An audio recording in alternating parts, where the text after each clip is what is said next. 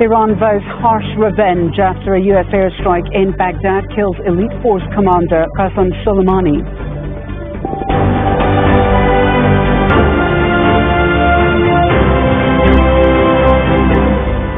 I'm Halima Hussein and this is Aljazeera live from Doha. Also coming up, Qasem Solimani led the Revolutionary Guard's elite Al-Quds force will have reaction to his death from around the region and around the world. Also ahead, one of the largest evacuations in Australia's history is underway, with hot weather and strong winds expected to worsen already devastating wildfires. And 100 babies dead in 1 month. We look at the reasons behind the unusually high child mortality rates at a public hospital in India.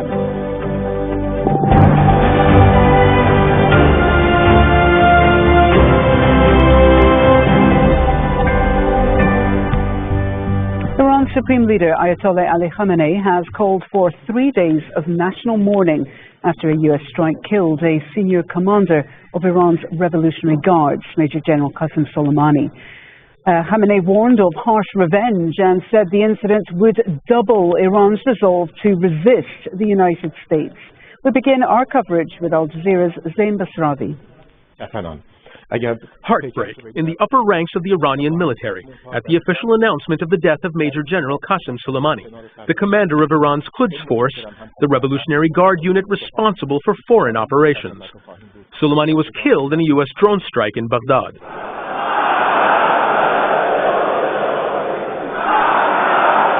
And anger at Friday prayers in the Iranian capital for the assassination of a man who led the charge against ISIL in Iraq and Syria, and whose death seems likely to lead to more conflict. God willing, it is now time to clear and cleanse the region of these devils.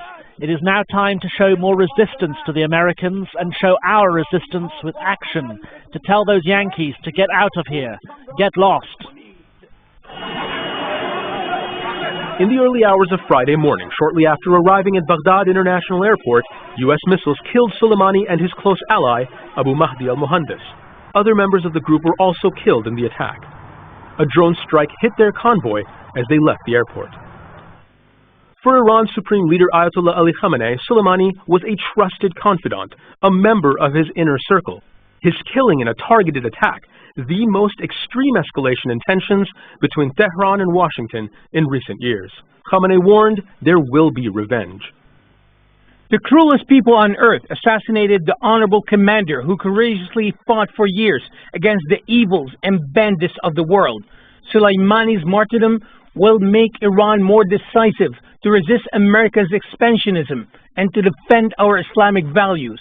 With no doubt, Iran and other freedom-seeking countries in the region will take his revenge. In Tehran, senior leaders met in an emergency meeting of Iran's National Security Council. Many Iranians see the U.S. attack as an act of war. Across the region, there will be implications. Anywhere where there's an American military presence, Americans should leave those countries immediately. But if I was in the Emirates, I would leave now. If I was an American in Iraq, I would leave now. If I was an American any part in Southwest Asia, I would leave immediately. The United Nations High Commissioner for Human Rights described the killings as a likely violation of international law. The idea that Iran is not going to respond is wishful thinking that will make the debacle of invading Iraq look like a walk in the park. I do not think that President Trump really understands what he's gotten the United States into going up against Iran. I would argue that going to war with Iran will be the most significant adversary that the United States has encountered since World War II. U.S. Secretary of State Mike Pompeo tweeted a video showing Iraqis celebrating the attack. Feared by his enemies, inside Iran, Soleimani has for years been one of the most popular national figures in the country. The international face of Iranian resistance to American pressure, he remained largely untouched by the waning popularity in recent years of the country's government over economic issues. While there is talk of revenge, many Iranians don't want to see a war.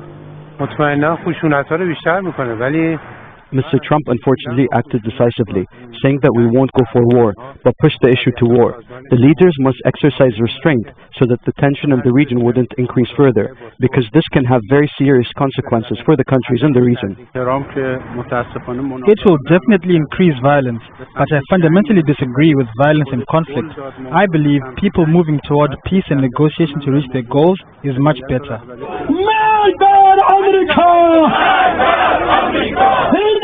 Iranians looked on Soleimani as someone who could protect them. Cut down at the height of his popularity by a U.S. strike, his death marks the lowest point in Iran-U.S. relations in decades. Zain Basravi, Aljazeera. Well, Soleimani's assassination has worsened the crisis between Iran and the United States and has raised concerns about the retaliation from Iran that's likely to follow.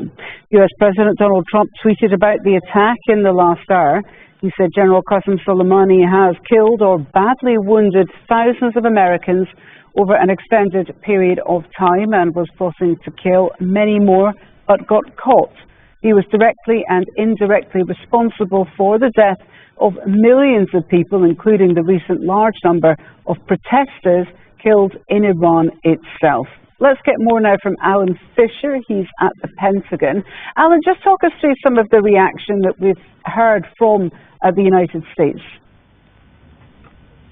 Well, I think it's important to say, first of all, that the podium you see behind me is normally where they would hold briefings if there was an event like this, and there is no plans for a briefing at all on Friday. There's no sign of Mark Esper, who is, of course, the Defense Secretary. Secretary of State Mike Pompeo, he's been doing the rounds in American media.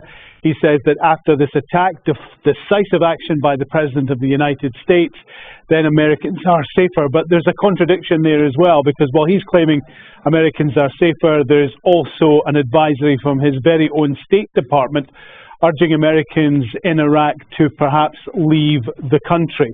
There's going to be concern on Capitol Hill as well. Normally, senior figures of Congress are informed before a strike of this kind. That includes both Republicans and Democrats, senior figures on military and intelligence committees. It appears from what we can gather that that simply hasn't happened this time. Mitch McConnell, who is the senior Republican in the Senate, the leader of the Senate, his spokesman refused to comment on whether or not he was informed. That's very unusual.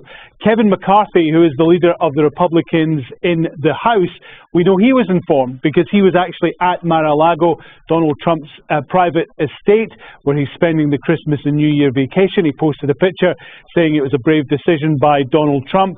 And we also hear from Lindsey Graham, who's a close friend of Donald Trump, a Republican as well. He's in Florida. It seems that he too was informed. So people who were in and around the Trump orbit in the last 24 hours could well have been informed. But it seems that the formal process to inform senior figures in the House and the Senate simply did not happen. That's a problem because, of course, Mike Pompeo is saying, look, we acted because there was evidence that there was an immediate threat to Americans. And so those on both sides will want to see what that evidence was, because be in no doubt, this is a big step that the United States have taken. This isn't the same as targeting someone like al-Baghdadi, the leader of ISIS. This is targeting someone who is very much part of the Iranian government, who is right there in the cabinet, who is an advisor to the supreme leader. And so they will want to see the evidence that made the intelligence community go to Donald Trump and say, this is our shot, we have to take it. And of course, the president giving the go-ahead. There's also the question, too, on where this stands legally. Nancy Pelosi, who is the leader in the House, the Democratic leader, she has said, look, there was no authorized use of military force against Iran passed through Congress, and so we have to worry about the legality of this. But there is widespread praise on the Republican side that Donald Trump has taken this action. Donald Trump himself saying he targeted a man who was responsible for the death of hundreds of American servicemen and the injuries to thousands more. Okay, Alan Fisher reporting live from the Pentagon. Thank you very much indeed. Let's get reaction now from Iran. Aljazeera's Dorsa Jabari is live in Tehran. What has the reaction been in Iran, Dorsa? Well, there's been a huge sense of shock and loss and grief really across the board, ranging from the ordinary average Iranian that we've spoken to the highest level of the establishment, that would be the Supreme Leader himself. We've also just been hearing from the Supreme National Security Council. That is a body that is tasked with one of the things that they're in charge of is Iran's foreign policy. It's headed by the President Hassan Rouhani under the guidance of the Supreme Leader. This body had an emergency meeting today, and they've just come out with a statement saying that they've made a decision about what they're going to do, and that in due time the United States will see Iran's response, an appropriate response that Iran has decided to take. So it's really now a matter of wait and see how Iran will respond. But in terms of what has happened, there's a huge sense of disbelief, anger, and shock. That is how I would describe the general mood and feeling in the country at the moment. Qasem Soleimani wasn't just a military commander. He was so much more to many Iranians. He was a national hero on many levels. He was attributed to the fact that ISIL never set foot on Iranian soil. He was tasked with, and his divisions were tasked with guarding the borders of Iran and not allowing foreign terrorists to enter the country. So there's a huge sense of loss and grief. Okay, Dorsa Jabari, live in Tehran. Thank you. Now, Lebanon's foreign ministry has condemned the killing and asked the country to be spared from any repercussions. This comes after Hezbollah's leader issued a statement vowing to pursue the punishment of those who are behind Soleimani's killing. Hassan Nasrallah said it's the responsibility of all fighters around the world. He said they will work day and night to achieve his goals. Well, Israeli Prime Minister Benjamin Netanyahu has cut short his trip to Greece. This is what he had to say before leaving Athens.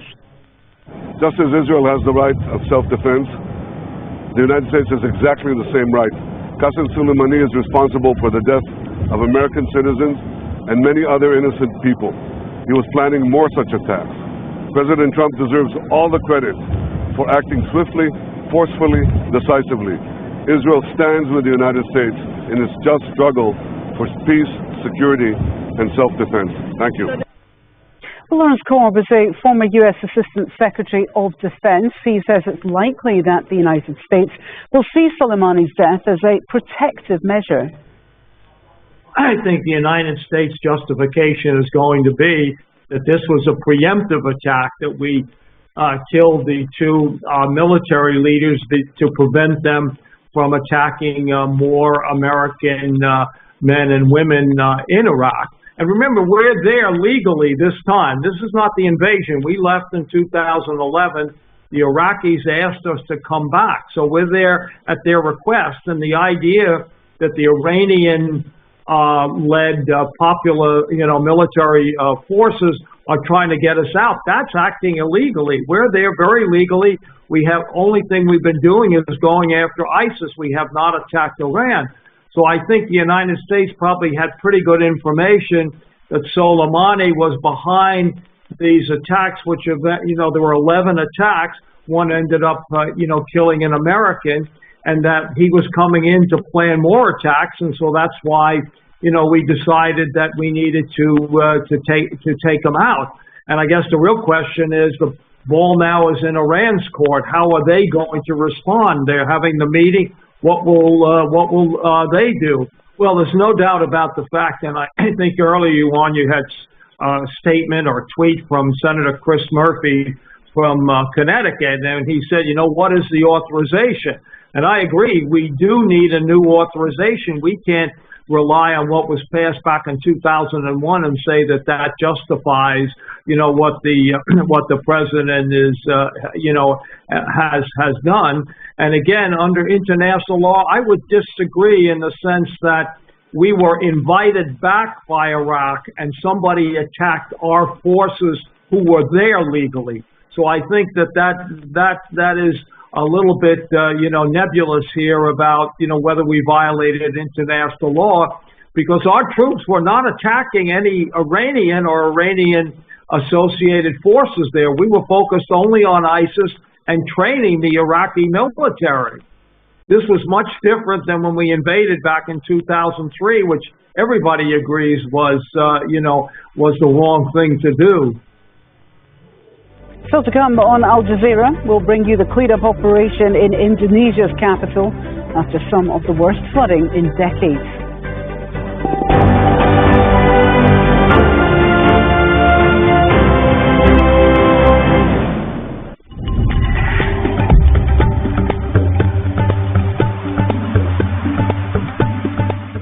Hello there. Plenty of snow flurries around northern sections of Asia. We've got that colder air in place.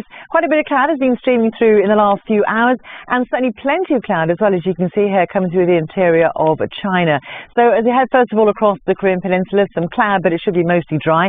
Not too bad across into Honshu. It's really Hokkaido where we're going to see the chance